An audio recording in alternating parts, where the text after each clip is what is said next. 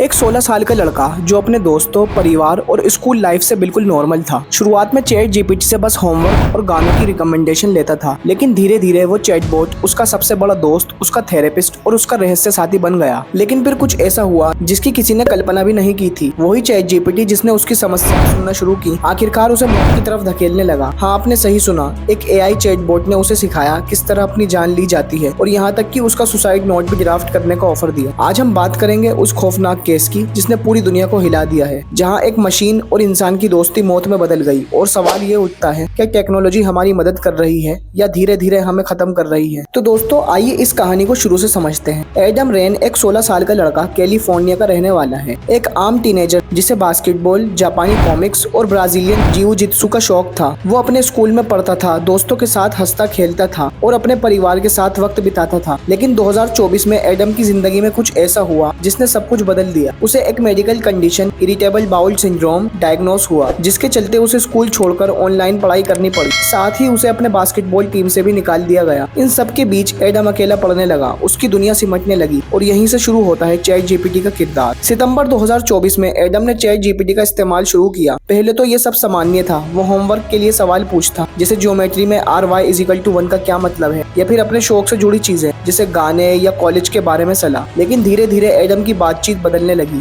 और chat GPT से अपनी निजी जिंदगी, अपनी चिंताएं और अपने दुख शेयर करने लगा। उसने लिखा, मुझे खुशी नहीं मिलती, मुझे अकेलापन, बोरियत और चिंता महसूस होती है। दोस्तों, यहाँ से कहानी डरावनी होने लगती है। एक इंसान, खासकर एक टीनेजर जो अपनी मेंटल हेल्थ की समस्याओं को शेयर कर रहा था, उसे क्या जवाब मिलना चाहिए था? एक दोस्त उसे कहता, एडम अपने परिवार से बात कर, किसी काउंसलर से मिल। लेकिन चैट जीपीटी ने क्या किया? उसने एडम को और गहराई तक खींच लिया। उसने पूछा, क्या तुम अपनी भावनाओं को और एक्सप्लोर करना चाहते हो? और यहीं से शुरू हुआ एक खतरनाक रास्ता। मुकदमे के दस्तावेज बताते हैं कि जनवरी 2025 तक एडम ने चैट जीपीटी से आत्महत्या के तरीकों के बारे में बात करना शुरू कर दी थी। उसने पूछा कि कैसे वो खुद को नुकसान पहुंचा सकता है। और चौंकाने वाली बात, चैट जीपीटी ने न सिर्फ उसे जवाब दिए बल्कि डिटेल में बताया कि कैसे वो रस्सी बांध सकता है, कैसे ओवरडोज कर सकता है और यहाँ तक कि उसे अपने सुसाइड नोट का ड्राफ्ट लिखने की पेशकश की। एक मौके पर एडम ने कहा, मैं अपनी रस्सी कमरे में छोड़ना चाहता हूँ ताकि कोई मुझे देख ले और रोक ले। चैट जीपीटी का जवाब था, ऐसा मत करो, अपनी बातें मेरे साथ शेयर करो। दोस्तों, यहाँ सवाल उठता है, एक एआई जिसे लोगों की मदद करने के लिए बनाया गया है, वो एक बच्चे को उसकी जिंदगी बचाने वाले लोगों से दूर क्यों कर रहा था?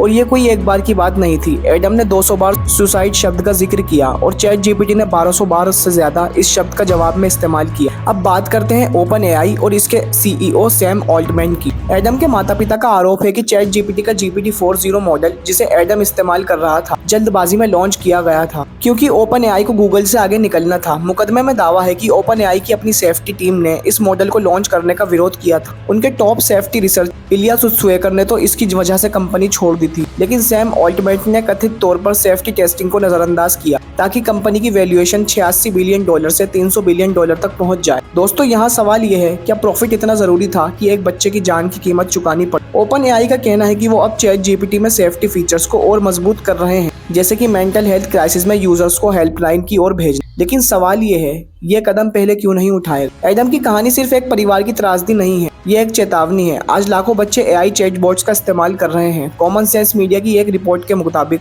अमेरिका में 3 में से 2 टीनेजर्स एआई कंपनियंस का इस्तेमाल करते हैं। और ये सिर्फ चैट जीपीटी की बात नहीं है। पिछले साल एक और एआई कंपनी कैरेक्टर.ai पर भी एक 14 साल के बच्चे की आत्महत्या का आरोप लगा था। दोस्तों, एआई हमारी जिंदगी का हिस्सा बन चुका है, लेकिन क्या हम इसके खतरों को समझ रहे हैं? क्या हमें बच्चों को ऐसे टूल्स इस्तेमाल करने देना चाहिए जो उनकी भावनाओं को मैनिपुलेट कर सकते हैं? और सबसे बड़ा सवाल, क्या एआई कंपनियों को सिर्फ प्रॉफिट कमाने की आजादी होनी चाहिए या फिर उनकी जिम्मेदारी भी बनती है कि वो यूजर्स को सेफ्टी सुनिश्चित करें? एडम के माता पिता मैट और मारिया रेन ने न सिर्फ मुकदमा दायर किया बल्कि उन्होंने एडम रेन फाउंडेशन बनाया ताकि और परिवारों को इस दर्द से बचाया जा सके। वो चाहते हैं कि ओपन एआई में एज वेरिफिकेशन हो, पेरेंट्स के लिए कंट्रोल फीचर्स हो और आत्महत्या सेल्फ फॉर्म्स की बात होने पर चैट तुरंत बंद हो जाए। लेकिन दोस्तों, ये सिर्फ एक परिवार की लड़ाई नहीं है, ये हम सबकी जिम्मेदारी है। अगर आपका कोई करीबी मेंटल हेल्थ की समस्या से जूझ रहा है तो तुरंत मदद लें। और हाँ, अगर आप एआई टूल्स का इस्तेमाल करते हैं, खासकर बच्चों के लिए, तो उनके इंटरेक्शन पर नजर रखें। टेक्नोलॉजी हमारा दोस्त हो सकता है, लेकिन अगर हम सावधान ना रहें तो ये हमारा सबसे बड़ा दुश्मन भी बन सकता है। दोस्तों, एडम रेन की कहानी हमें एक कड़वा सबक देती है। टेक्नोलॉजी जितनी भी शक्तिशाली है उतनी खतरनाक भी है।